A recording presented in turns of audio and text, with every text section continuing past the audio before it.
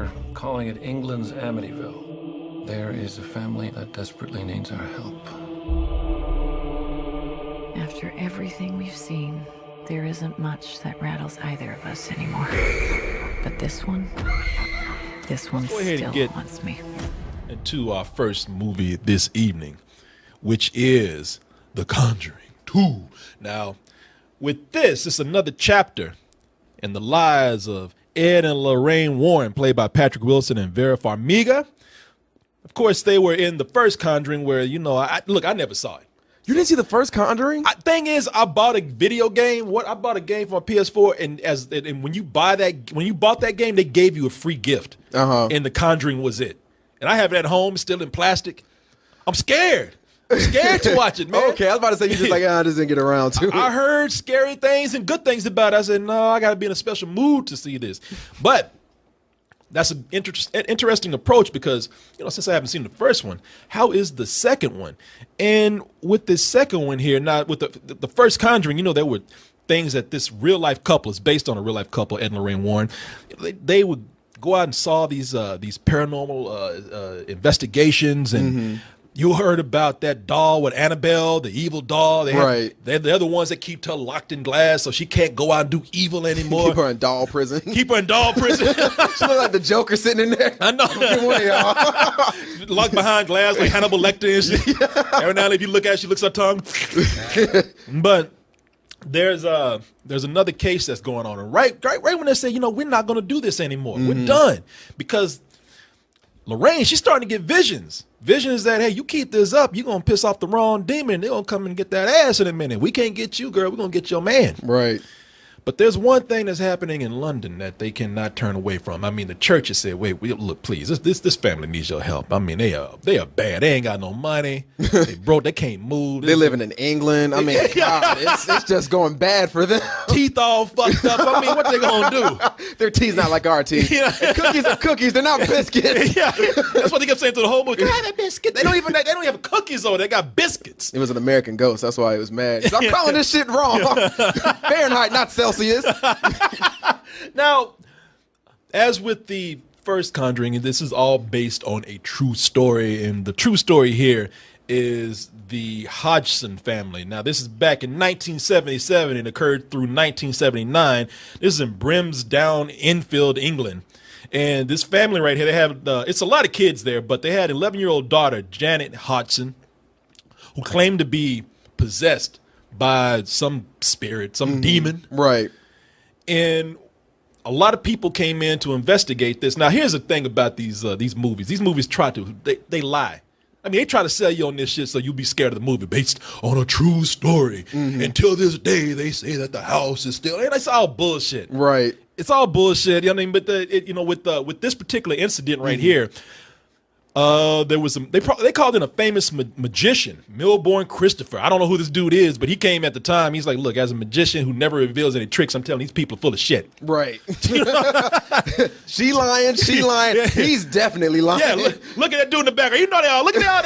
They look guilty. Yeah, I think everybody looks guilty in a black and white photo. They do. Because they could be possessed. They look scary as fuck right there. Look, especially Mom. Mom looked like she possessed because she can't even look at the camera. I thought she just showing off her fly ass shoes. Check these out. She's modeling right now. The Mary Poppin' 8s. Get them. I got them. What do you call that? The Yeezys. The Yeezys on. But and the kids even came out and they said, yeah, the two girls in the family, the sisters, they said, look, we were pranking. It was all a joke. A lot of people couldn't let it go because it was a good story, and even some of the reporters wouldn't let it go because they were being made fun of for just saying, "Oh, well, you're stupid because you fell for it." I mean, nobody else was falling for this shit but you. But they had to kind of, make sure their reputation was in keep. So they, and I don't even think that the Warrens were in on this particular case. This is the real life Warren couple right there. And I don't even know if they were in on the case because you read about Amityville, they're there, and I think there's another thing out there that they're mentioning. But when I was reading about this, I didn't hear about them. So they changed it up enough to where they just pulled in another case probably and just crowbarred this couple in there. Yeah, that would make sense. Yeah, because they want to keep this going. And the first Conjuring, it was critically praised. They said it was genuinely scary and genuinely well made. And with this particular movie right here, I tell you, without having seen the first one, I do appreciate this film and their approach, because with this one, this is approached from a very skeptical point of view. Right. I mean, we revealed the ghost very early, but since we're shown the ghost and everything that's happening, you would think that these people start going in like Ghostbusters and shit, Right. proton packs and everything, but they don't. They actually, when we see the ghost, everybody else involved in this, everybody else approaches it from sort of a rational point of view. Yeah, it's like the people that want to see it, like the people who, stand to profit from it if it is a false story, are like the family and like the reporter that's like, yeah, we're going to make this a big thing. So they're the ones that keep seeing the ghost. So you're saying, like, the Warrens come in and they're like, well, we haven't seen it yet. We haven't felt anything. But the family's like, no, you got to believe us. You got to believe us. And you as an audience, you're seeing it from both sides. So you're sitting there thinking, is the ghost real? Are the Warrens right? Exactly. But with it's cool for an audience member like myself to see this not just come out and be about jump scares and Right. trying to scare you right off the bat. The church comes in. The Warrens even have to. Everybody can lose something if they don't come in with a rational point of view and question this deeply. And everybody does that in the movie. When the church approaches the Warrens, the first thing they say is, well, is this person mentally ill or mentally unstable? Bill. Bill who? My name is Bill Wilkins, and I'm 72 years old. What do you make of that voice? He sounds confused. Is he senile? The voice on this tape is coming from an 11-year-old girl. I'm like, shit, you better get us some Mucinex and tell her quit smoking so I know, much. right? Got a Marlboro problem, don't you? Tell her clear her throat. So they ask the doctor. I tell you, when I heard that part, and he was like, Bill. I was like, Bill, nah, this Science guy. Yeah. Be funny if like these what? These nuts, bitch. Got him. Throw the quarter across. Fuck you.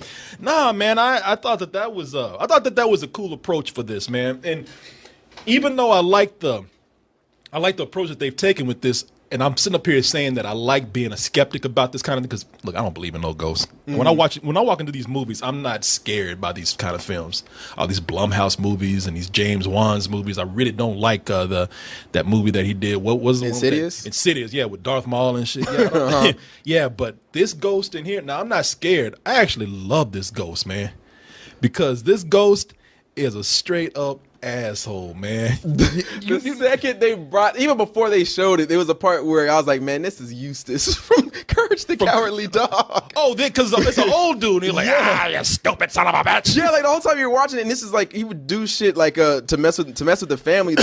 There was like something that an old person would do. Like he'll change the channel. Like, I was watching that, you whore. Yeah. Or Yeah. like, I'm rocking in my chair, you dick face. Yeah. Like, whoa, all right. Oh, yeah, he's fucking with people at first, and he tries to be kind of cool, but then it gets up to a point where he's just tired of everybody. Right. Ghosts in movies, they stay in shadows, and they kind of whisper in the dark, hey, get out. Not this ghost right here, man. This ghost comes right out. Oh, yes. Let everybody know I'm here. Surprise, Get bitches. the fuck out of my house. And it's funny, yeah, he's like, I ain't gonna do none of that creepy foreplay. I'm gonna sit up here and throw shit at everybody. That's one of the things I loved about this, especially the pacing of it, is that usually movies would be like, the ghost will just chill out when the police come by. The ghost's like, no, I'm here. No, that ghost don't give a fuck. If y'all ain't listening, I'm gonna throw shit. Throw a tantrum until somebody hears me get the hell out of my house. Have you two been playing with this? Taking turns scaring the wits out of each other? No wonder I can't get a good night's sleep. No, I don't want to hear another word. Now get back to bed, the lot of you! Shut up all that goddamn noise. That's in like the first 15 minutes, too. Yeah, that's like the ghost comes right out. Yeah. Like, I ain't playing all that spooky shit, just reveal myself at the end. I'm telling you right now, get the fuck out of my house. And he's right, the police come over. I like the way he's like, no, I'm gonna respect the police. I ain't gonna do no crazy shit. I'm just gonna slide some shit. Black Lives Matter. Chill out. Yeah, exactly. Y'all ain't gonna shoot me even though I'm dead. Y'all ain't gonna unload on my ass. I'm just gonna slide some shit. But I love it. That ghost goes so hard that even a camera crew comes over. It goes like, I don't give a fuck. Set that shit up. We can treat this shit like State of the Union right here. Get the fuck out of my house. How does it feel living in a haunted house? You don't get used to it. See, we was just a normal family before this. It's been getting worse since Mr. Grove started talking to it.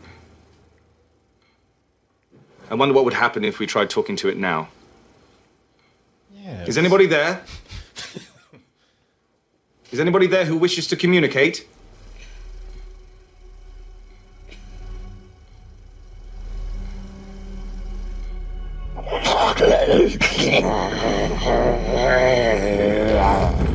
Janet? I like the way Mom was just about to leave. She like, all right, I don't know them. Yeah.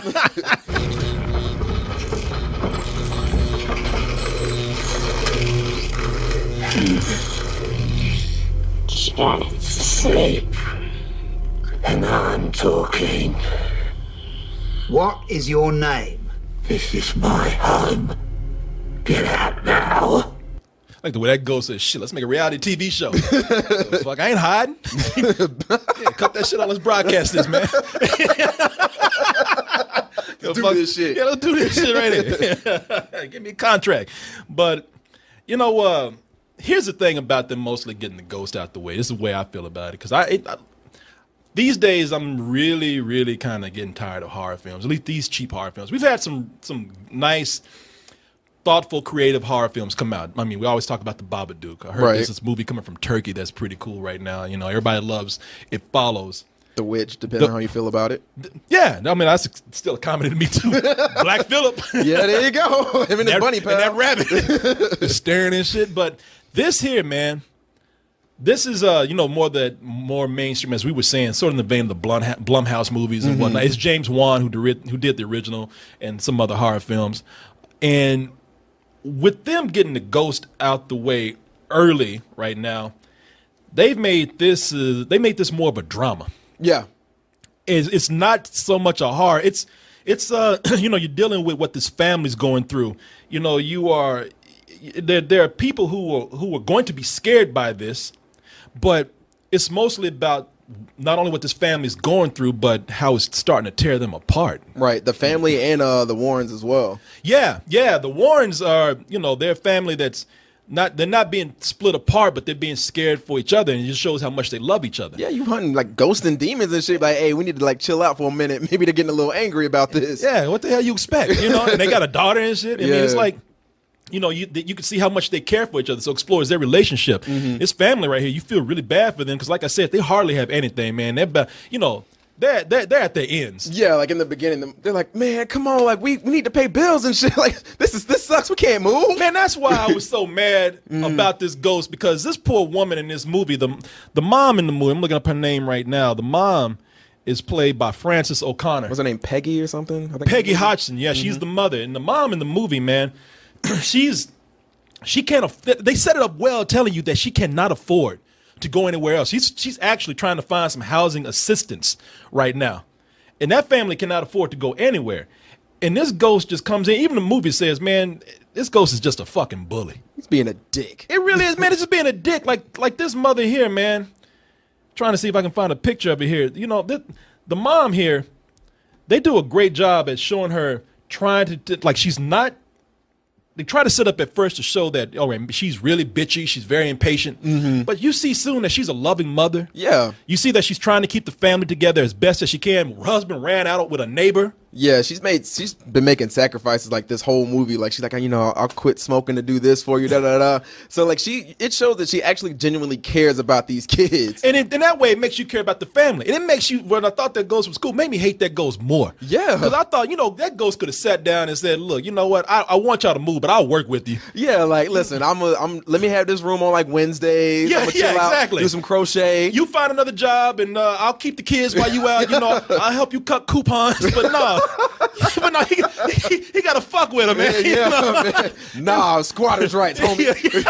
Yeah, it's shitty, man. And you really do feel for this couple, and because they are actually getting the ghosts out the way early, they don't rely on jump scares, cheap jump scares. But the jump scares still are there. But the reason why they're not so cheap to me, and I know how you felt about this, the reason why I like the jump scares in this movie is because It's not some cheap shit like a cat jumping out from a closet or you know your friend like snuck up on you. Ooh, I'm sorry. Wait, man, what's wrong? You Hey, know? Jessica, I didn't hear you walking up on me in high heels. And yeah, on a hardwood floor. I didn't hear that. yeah, you know all that kind of shit. No, when something jumps at you, it's that demon. Yeah, it's that demon on your ass.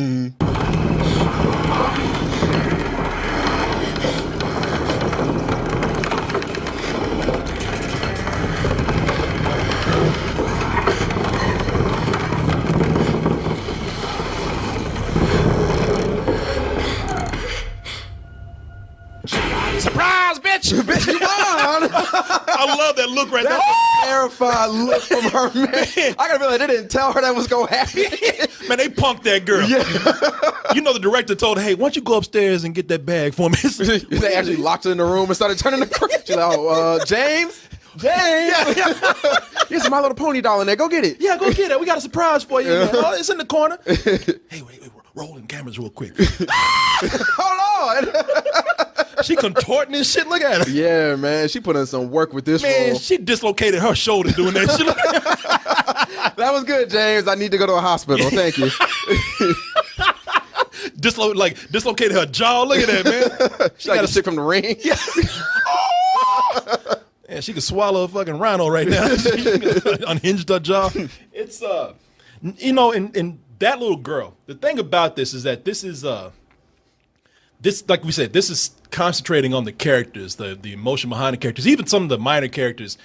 It's not great backstory, but they, you know, you think they're one type, like they're an opportunist, or you know, somebody's coming in trying to take advantage of this family, and then you find out that even some of them have legit ulterior motives or legit motives, or legit reasons for coming in, you know, and it makes them more emotional. It's not great, but the real emotion of the movie is the actress Madison Wolfe. Oh yeah, Janet, I think was her name in the movie. Janet Hodgson, yeah, in the film. She ain't even scared no more, man. Yeah. She's just tired. She's like, man, it's been like 3 weeks. I haven't gotten a good night's rest. I've missed all my episodes of G.I. Joe. I'm upset. I was like, all right, she cool. is tired as fuck. Like, Yeah. she just don't care. That was a part of the ghost jumped out like, she's like, fuck it, I don't give a shit. She's like, what do you want? Yeah. Like, we can play backgammon later. Chill. Just let me take a nap. I'll be scared later on. But she's, for a girl who, now I don't know how old the actress really is. In the movie, she's 11. Right. But this little girl shows torment and age. I mean, this haunting has aged her. Yeah, man. Like there was a part again really early on in the movie where she's like hiding under the covers, and you see legit fear and horror on her face. She starts crying. You're like, oh my god, this is real. Yeah, it's like you feel like no little girl should have to suffer this kind of torment, man. Does it ever say things just to you that only you can hear?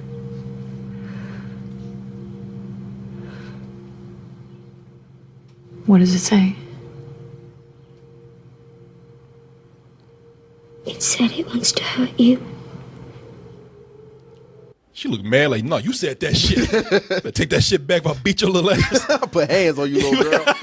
Ectoplasm. She looked like that bullshit. She don't believe in ghosts no more right now. I'm gonna beat that demon out of you.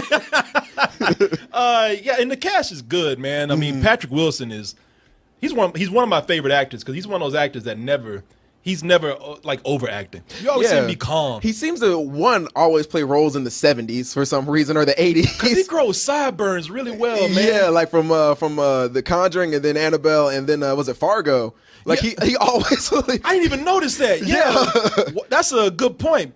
And look, I'm convinced it's because he grows real good 70s sideburns, His man. Elvis Burns. Yeah. Wears a turtleneck real nice. Which is Elvis sideburns. Yeah. I think he legit thinks it's 1976 still. That's what they cast him. I just want to lick them sideburns. like you said. Vera Farmiga, like I said, they play. You are convinced that they really do care for each other. Again, a big strength of the movie. It's not so much of a horror movie. And the cool thing about this not being so much of a horror movie, even when it is a horror movie, it takes the approach of a thriller. It's more like a procedural. Yeah. Like they did one thing that I really liked. It's something that they always show in paranormal movies is when the Catholic Church comes in, they're just like, oh, whatever, we don't give a shit. And this one they're like, nah, you need to check this out. And they're like, well, why won't they get involved? Well, because of this. You're like, oh, that explains it. Now I know why the Catholic Church is very reluctant to do things like this. Well, they make it seem like, man, okay, so you know these movies, like you're right. When the church comes in, like, you have to stop this demon. They're like, nah, man, we might fuck with this demon. We're gonna get a lawsuit. Yeah, we're gonna go to jail. This demon might take us to court. It was them. I was minding my own business. They moved in. I had to knock God's claim to his house first. You know, it was to a point where when you saw what they were doing, it made a very, very exaggerated situation like this seem real. They did not want to do anything unless they were absolutely sure. Right. And with that kind of, and it was almost sort of a scientific approach to it too.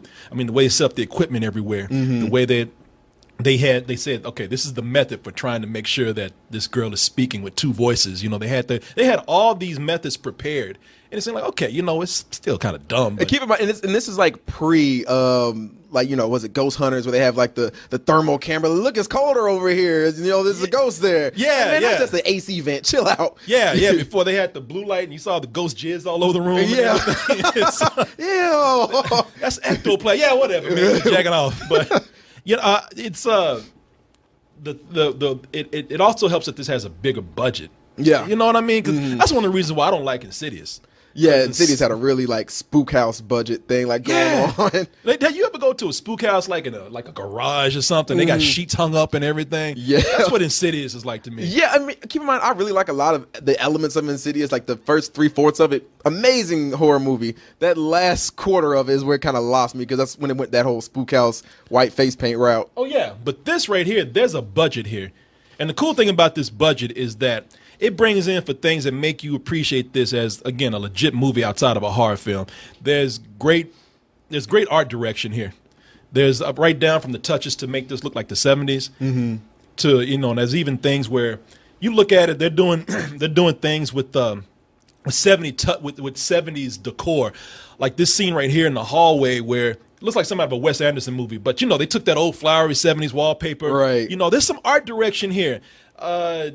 There's also, you know, the clothes and everything, but what I really liked that I normally would complain about, because I think it's a little cliche, is the dreary, gray, rainy look to not only a horror movie, but London. Yeah. But I kind of excused it here because I said, well, it just lends to the emotion, the emotional the distress that this family's behind. Yeah, it fits the motif. Like, you're supposed to feel oppressed by something in this house, and you know everything's gray and dreary, and you're going through the same shit with the girl. Like when they first show this family, it's a sunny, nice day, and they're happy, and then shit comes in, and it's like, all right, we're gonna change the lighting a little bit. You're like, all right, this sucks. Well, you know, I forgot how it did start out sunny. Yeah. You know, so they know what they're doing with this as far as to shift the mood. And one of the things that I also appreciate is how they went and they looked at some of the old photographs and some of the pictures from the original case. Right. I didn't know until I started looking it up, but they have some pictures where you can see how the room was decorated in the movie just like it was in real life. Yep. And that's a picture right there where that girl is supposed to be levitating right now, and even in the movie they say, nah, it looks like she's jumping in the air. This is bullshit. Yeah, like everybody comes in, and I think that's one thing they really conveyed well, just to back up your point,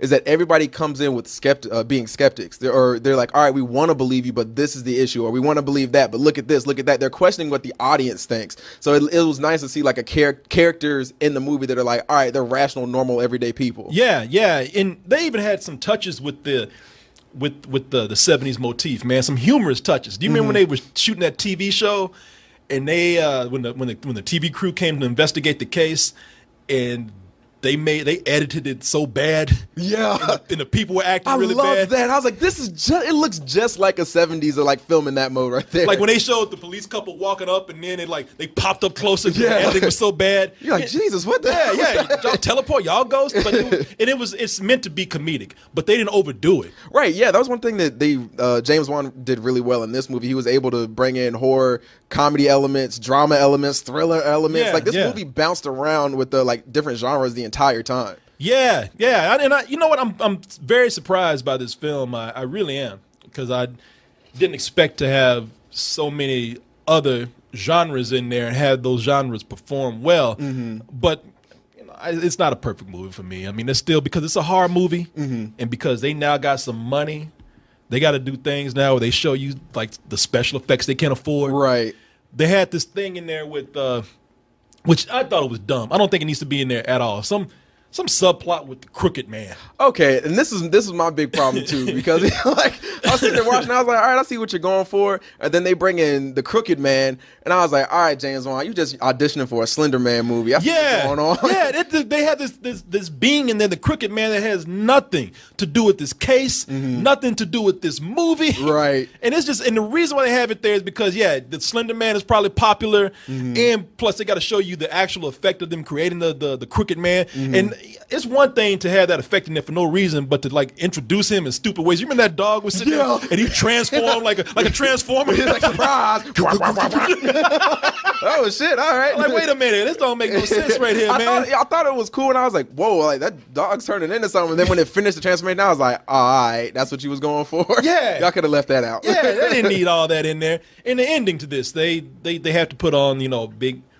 The climax. The climax. Yeah. The big, which is kind of suspenseful in some parts, but they really start piling on, okay, this is our budget right here. We got the money to do this and this effect right here. And it goes a little bit too hard. For what was a very quiet paced movie, it didn't have that working to its advantage, because for as slow as it was moving, I say slow in the sense that it was well paced in that slow way. It was kind of steady, but it was 2 hours and 14 minutes. Yeah. And I noticed that, but at the very end, I'm like, wow, it's just, it's like you sitting there enjoying a movie, and then at the end, somebody with a pan and a spoon behind you is like, ka, ka, ka. Yeah, I feel like with this, I think this movie was like $40 million, I believe. And I feel like the first 2 hours was like, all right, there's $5 million for that. And then the $35 million went to that last 14 minutes. 10 million went to pay the crooked man. Yeah. All right, here, Slender, get out of here. We'll see you later.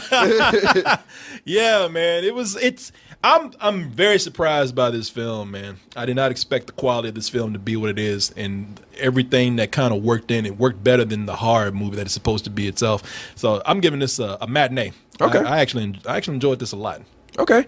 I agree with you on the part with the crooked man just being probably the most unnecessary part of this movie. Like, I feel like one thing James Wan was doing was he was basically paying homage to every horror film that he liked. Yeah. So I feel like the crooked man was Babadook. There was some parts in here that were reminiscent of Jaws.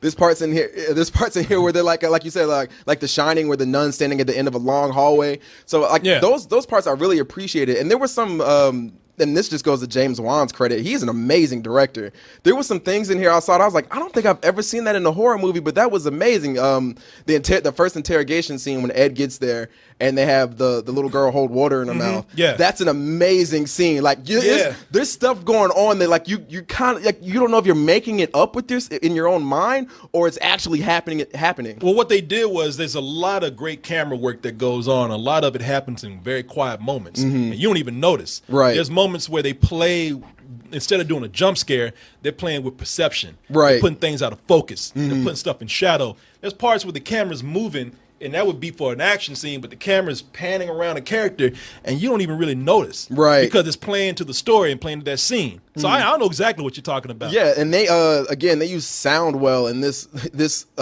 movie just perfectly, because there's parts where you hear footsteps and you're like, yeah, I need some milk, or like there's parts where like the music's ratcheting up and then it just cuts to the next scene. You're like, I see what you did, James. You thought you was, and then when something actually jumps out, you're like, oh shit, there was something there. So like James Wan did a great job with the pacing of this movie. I did feel it went on a little too long, and they probably could have cut about 20 minutes out of this. Yeah. And again, the crooked man just completely that part alone could have been taken out, and this would have been just a fine film. But I enjoyed this more than the first one, actually, and I would give this one a full price, man. Full price. Okay, look, I don't blame you, man. I think everybody will have fun. And I told you I went to the most ghetto theater, and they were in there. This is one of the few times where they weren't being ratchet and weren't being like loud. They were in the movie, and like the parts you're supposed to laugh at or scream at, they screamed at. There wasn't no talking. So like that, I was like, you know what? If it makes these Runberg and friend people chill out, it makes me engaged. I dig it, and I think a lot of other people you act dig like it the too. Negroes were entertained. They were scared. Yeah,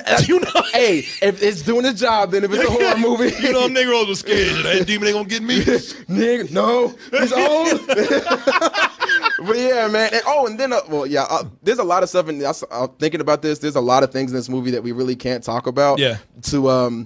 just to, keep the air of mystery there. Spoiler free. Spoiler free. But I really liked the way they kind of doubled down at the end. Because you're like, oh, okay, I like that. Yeah, no, I get what you're saying. Mm-hmm.